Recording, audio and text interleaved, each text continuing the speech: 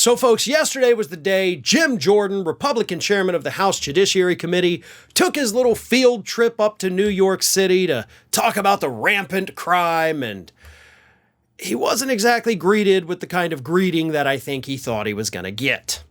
Instead, he was greeted to a group of protesters who gathered outside of the room where they were conducting their little hearing, which is really just a farce. And they had signs and banners, and they were chanting, "Indict Jim Jordan." They were calling Jim Jordan a traitor. So in case you haven't seen the video, here's a short clip of what Jim Jordan was greeted with outside that hearing room. Take a look. I don't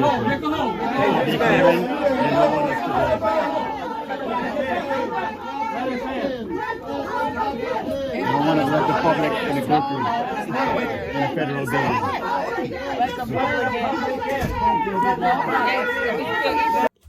Well, Jim, again, you probably didn't think that's the kind of reception you were going to get. You probably thought, I'm going to waltz on into New York City, tell everybody how horrible their city is, and everything's going to be just peachy keen, huh? Jim, I don't know if you've met a New Yorker, but they're really proud of their city. And even though some of them will admit, obviously, there are problems, you can't just walk into somebody else's city and be like, "Hey, everybody, this place is a shithole. Boy, let's talk about it." That's probably going to rub people the wrong way. Not to mention the fact that you're overstating the crime rate in New York. Just as Alvin Bragg's office pointed out to you a week ago, your own backyard has a murder rate 3 times higher than New York City.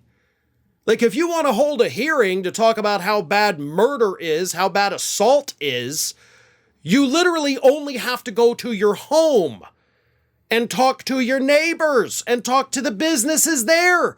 But you're ignoring the real crime because it doesn't suit your agenda. You're trying to say that instead of addressing crime in New York City, the district attorney's office is instead going after poor little Donald Trump because you're politicized, right? The only one politicizing any of this, Jim, is you. You and your Republicans that joined you on your little field trip. I'm sure you all got your little permission slip signed. You brought your little sack lunches, probably all cute.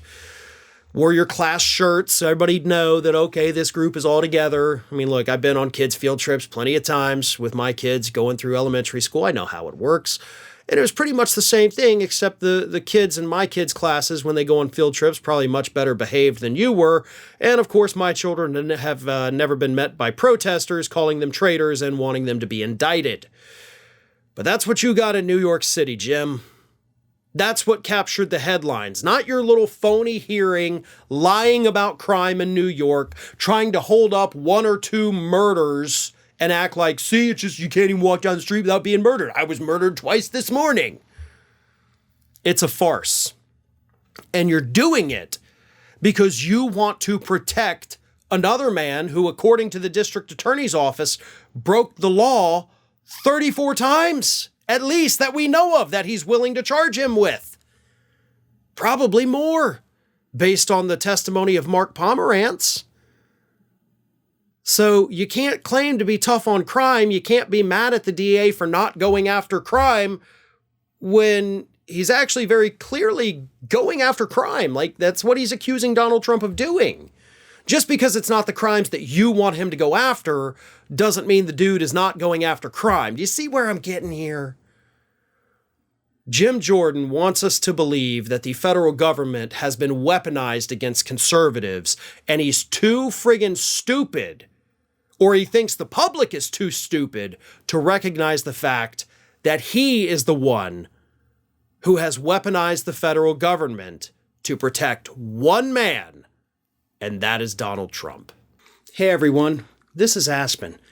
And did you know that for the low cost of $0 per day, you can subscribe to the Fair and Balanced YouTube channel. We also encourage you to like, comment, and share. But again, click that subscribe button and help Aspen not be so grumpy.